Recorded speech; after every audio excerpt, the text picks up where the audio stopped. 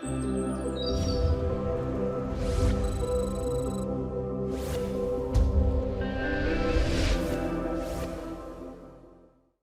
VRChat struggles to attract more desktop users.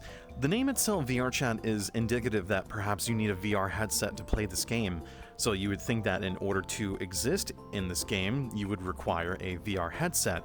This was my mindset as a new user to the platform back in 2020, but that's just not true. And in fact, quite a large amount of the player base started on desktop and then bought VR equipment to further immerse themselves in the game. And it was only through clicking the game's icon and hitting the play button did I figure out that you could play this game in non-VR desktop mode. So why is it that this platform, being out for almost 10 years on Steam at this point, still struggles to attract new desktop users? I have asked myself this question over and over again, and it seems that this game so desperately wants more people to join it, and it has the welcome mat ready for the influx of those people, but they're just not showing up. Sure, you've got Quest users coming in, and a lot of them grab VRChat machines or desktop computers designed for the sole purpose of just playing the platform once they discover how addictive it is, but when it comes to new desktop users, this seems to be a missing part of the equation, an abnormality that no one can or wants to explain. I'd like to step in and try to research, or at least find out why this is a problem and why VRChat is so lethargic in their advertisement department when it comes to this issue. Now, social media has given VRChat quite a blessing in terms of those who stream off of the platform or viral memes that happen in the spur of the moment, and the algorithm just takes it from there. But if you ask most people how they ended up here playing this game, they'll tell you, oh, I saw You Got a Knuckles meme, or there was a famous YouTuber or streamer that played this game and it looked really fun.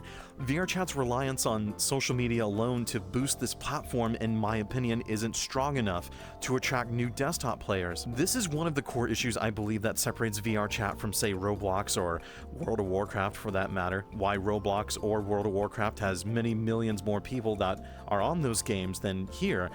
World of Warcraft's case, for example, has a long history of advertising on national TV, through commercials, brand sponsorships, and word of mouth, and it built its universe through decades of world building, storytelling, and gameplay through the Warcraft franchise. Roblox's case is that it advertised heavily towards children, allowed world creators to make worlds for those children, and make profit off of that, and had primarily focused on making the game as accessible as humanly possible on so many different devices and platforms for as many children to be hooked to the game. It's actually very similar to how the psychology of what Pokemon did in the late 90s and early 2000s and was responsible for how widespread that franchise was and still is today. I think VRChat can use the leverage of having a more adult atmosphere in the game, because having an engine that allows you to just upload avatars, worlds, and assets via Unity gives it so much more potential than just blocks and even more blocks. I asked a couple people that started out on desktop how they found this game, and the answers seemed to be congruent with what I was expecting: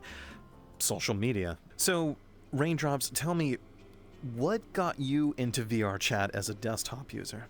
So I found a video on YouTube, and it was actually me looking up videos of Doki Doki Literature Club in 2018. In the middle of me looking up Doki Doki Literature Club videos, I found someone named VR Monica. So was that the main source of inspiration for you to come into VRChat and to start your desktop adventure on here? Like, how did you know that? How did you know that VRChat was a desktop game? Mainly because when I saw the videos, there's people who didn't have move their arms, so I found out that people just can play VRChat without VR controllers like this. Actually, I've even played this game on a controller before.